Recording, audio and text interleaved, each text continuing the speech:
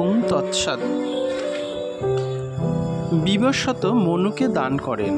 এ সকল মানব ধর্ম শাস্ত্রানুমোদিত রীতিনীতি বা প্রথা আজও ভারতবর্ষের নানা জায়গায় প্রচলিত আছে। মনু আবার তার নাসাপুট থেকে উৎপন্ন পুত্র ইক্ষ্বাকুকে দান করেন।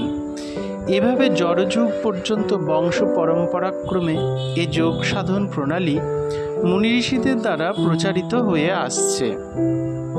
বহু কাল ধরে এভাবে যোগ প্রচারিত থাকার পর কাল বশে মুনি ঋষি এবং ব্রাহ্মণদের মন্ত্রগুপ্তি আর মানুষের ধর্ম পিপাসার অভাবের দরুন এই পরম পবিত্র যোগ ক্রমশ সাময়িকভাবে বিলুপ্ত হয়, অর্থাৎ ভস্মাচ্ছাদিত আগুনের মতো লুকিয়ে থাকে।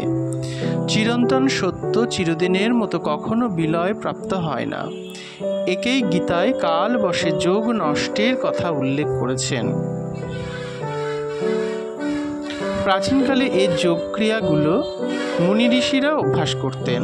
ভগবান শ্রীকৃষ্ণের জন্মের আগেও এ যোগের প্রচলন ছিল, বর্তমানেও আছে, চিরকাল থাকবে। তাই এই যোগের নাম অমর যোগ। কাল প্রভাবে মাঝে মাঝে যখনই মলিন হয় তখনই কোনো মহাপুরুষের আবির্ভাব হয়ে এ যোগের পুনঃস্থাপন করেন। শ্রী শ্রী লাহিড়ী মহাশয় প্রচারিত ক্রিয়াযোগ প্রকৃতপক্ষে যে অন্য এক প্রকার যোগ বা শাস্ত্র বহির্ভূত যোগ বা সাধন প্রণালী তা নয়। পাতঞ্জল যোগদর্শনে এই ক্রিয়াযোগের উল্লেখ আছে। তপস্যা, সাধ্যায় ও ঈশ্বর প্রণিধানই হচ্ছে ক্রিয়াযোগ।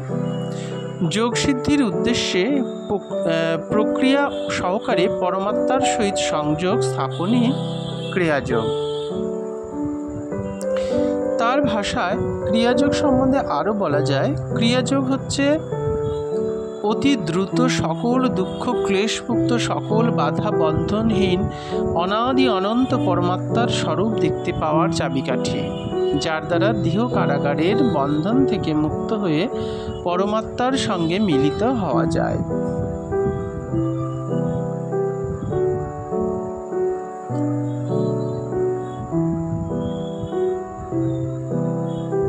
ক্রিয়াযোগ শাস্ত্রোক্ত পরম জ্ঞান লাভের এক বিজ্ঞানসম্মত সাধন প্রণালী।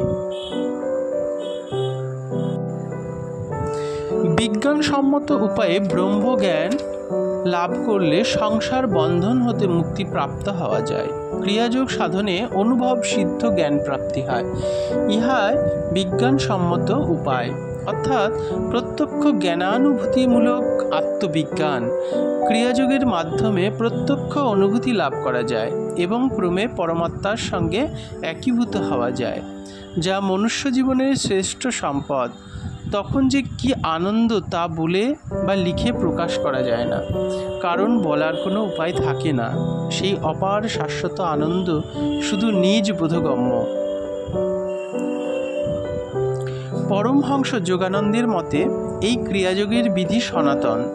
এ গণিত শাস্ত্রের মতো একেবারে অভ্রান্ত যোগ বিয়োগের সহজ প্রণালীর মতো ক্রিয়াযোগের বিধিও কখনো নষ্ট হতে পারে না।